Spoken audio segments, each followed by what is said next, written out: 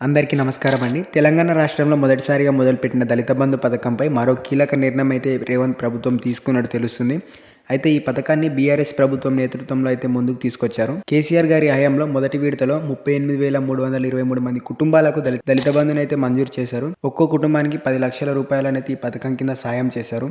ఇందుకోసం 4,441 కోట్లనైతే ఖర్చు చేశారు.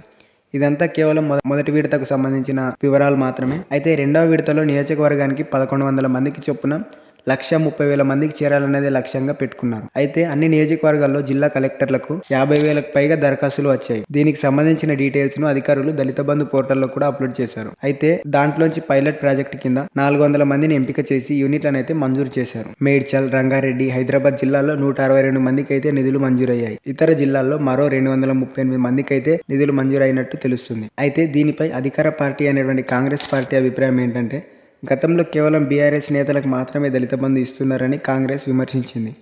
అయితే మరి రేవంత్ సర్కార్ ఈ పథకాన్ని కొనసాగిస్తుందా, లేక కొత్త నిబంధనలు తీసుకొచ్చి పథకం పేరు మారుస్తుందా అనేది మనం చూడాలి. వీడియో మీకు ఏమాత్రం ఇన్ఫర్మేటివ్గా అనిపించినా లైక్ చేయండి. అలాగే మన ఛానల్కి సబ్స్క్రైబ్ అయ్యి పక్కన ఉన్న బెల్ ఐకాన్ను క్లిక్ చేయండి.